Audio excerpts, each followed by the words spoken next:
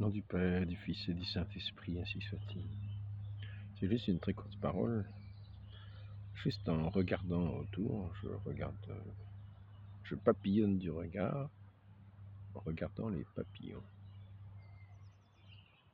Je regarde leur dextérité, leur légèreté, leur adresse. On a l'impression à première vue que le papillon avance comme s'il avait bu un petit peu n'importe comment, par grands coups comme ça, par grands coups d'aile, puis il ne sait pas trop où il va.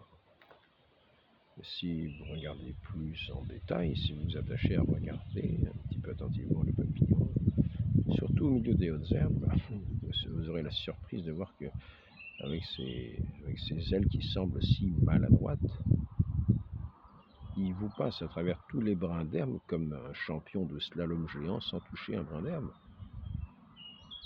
Il peut décoller sans n'en rien laisser paraître d'un seul coup, partir à une allure vertigineuse sans paraître battre plus que ça des ailes.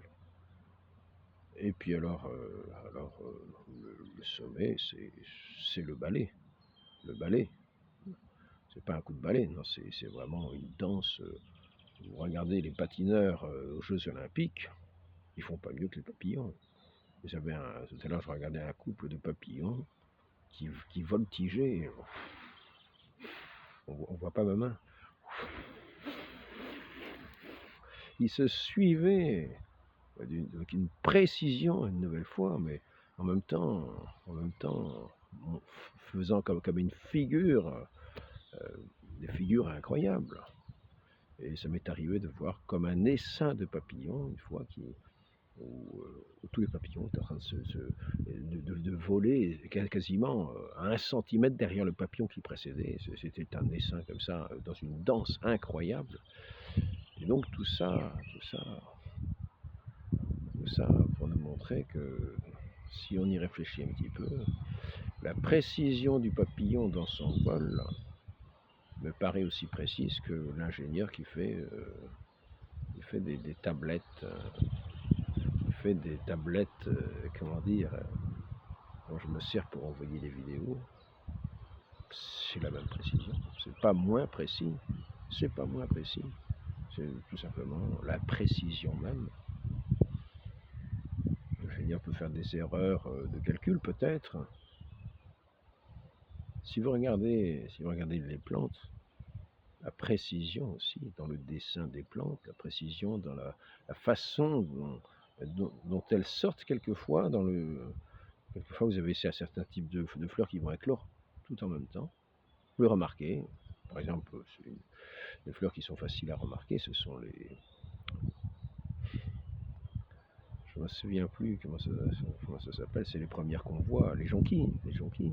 Regardez les jonquilles, elles sortent tout en même temps. Mais si vous regardez les différentes fleurs, les différents types de fleurs, vous en avez plusieurs à différents endroits, elles vont toutes s'ouvrir en même temps, avec une précision incroyable. Après ça, vous aurez d'autres fleurs d'un autre type, d'une autre couleur, qui vont éclore en même temps aussi. Ça, je ne parle pas de la floraison des rosiers qui éclosent les unes après les autres, tout dans la saison, quelquefois jusqu'en hiver. Bon, je parlais des papillons, de cette espèce de nonchalance, mais d'une précision. Vous les voyez passer, c'est surtout quand vous les voyez passer à travers les herbes. Ne touche pas les herbes.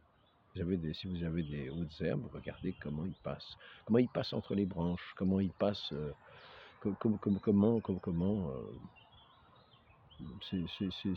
c'est vraiment c'est une danse permanente, Alors vous avez, bon, je ne parlerai pas des abeilles, des autres insectes, ni des oiseaux. Les oiseaux, la précision des oiseaux. S'ils rataient leur atterrissage, ils s'écraseraient. Vous avez un oiseau qui fonce, il descend. L'autre jour, je remarquais ça. J'étais en haut d'un immeuble, 15e étage, je vois un oiseau qui descend, encore une fois, à une vitesse vertigineuse. Il descend dans des maisons que je voyais en bas assez loin. Il est passé en 10 secondes, il a fait le trajet. Et puis il savait exactement où il allait. Il a fait le contour de la maison. Il s'est posé derrière la maison, à un endroit très précis. Il connaissait. Il n'a pas bouleversé le nid. Non, il s'est posé exactement à l'endroit où il est. Heureusement que nous aussi, nous sommes précis. Si à chaque fois qu'on voulait attraper une tasse, comment dire, on crochetait à côté, la tasse elle serait par terre, on aurait du mal. Maintenant, on peut rappeler aussi la précision du bon Dieu dans toute sa création et dans sa providence. Le bon Dieu ne nous abandonne pas. Le bon Dieu ne nous abandonne pas dans sa providence. Rien n'échappe à son regard, à sa toute-puissance. Donc ayons confiance en lui, qui a fait les papillons et les oiseaux et les abeilles et nous-mêmes, et pour parvenir à ce but, en passant. Si nous ne nous attachons pas au bien de ce monde comme par maladresse, comme en rentrant dans les hautes herbes, un papillon qui rentrerait dans toutes les hautes herbes, il n'arriverait pas au bout. Non, il passe à travers, et nous devons passer à travers ce monde, et pour arriver à cette demeure céleste à laquelle notre Dieu nous appelle. C'est là notre destination.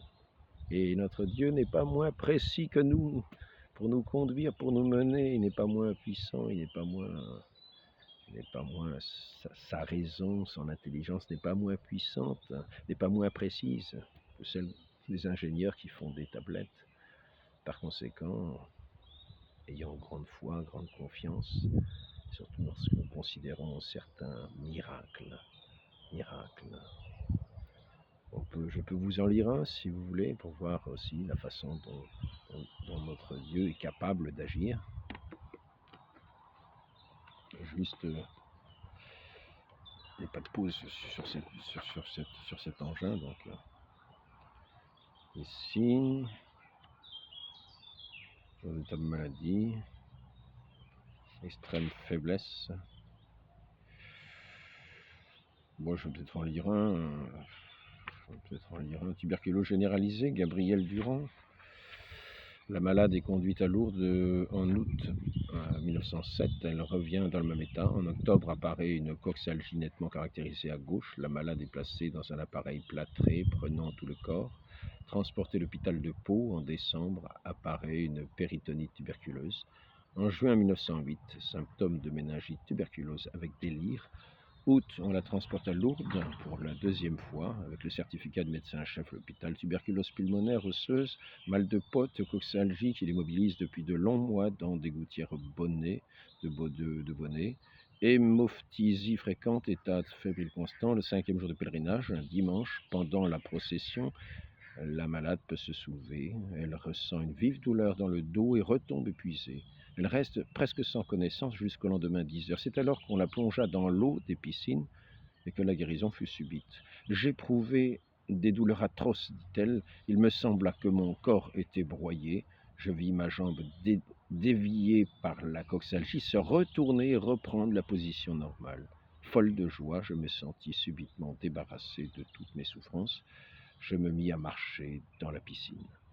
Difficile de trouver une malade plus profondément intoxiquée par la tuberculose que Gabrielle Durand. Les poumons, les ganglions lymphatiques, la colonne vertébrale, le péritoine, le cerveau avaient été touchés. Et dans la piscine de Lourdes, la guérison est instantanée et radicale puisqu'elle s'est maintenue depuis plus de 30 ans. Au bureau de constatation, on la fit lever, marcher, faire des mouvements de flexation, d'extension, etc. Donc, émerveillons-nous de la création du bon Dieu et ayons confiance en lui pour nous conduire. Si nous avons foi et nous avons tous les motifs d'avoir foi en lui, pour nous conduire à notre destinée, à cette création nouvelle, sans les taches du péché. Nous demandons cette grâce à l'Immaculée Conception, notre Sainte Mère, ainsi soit-il au nom du Père et du Fils.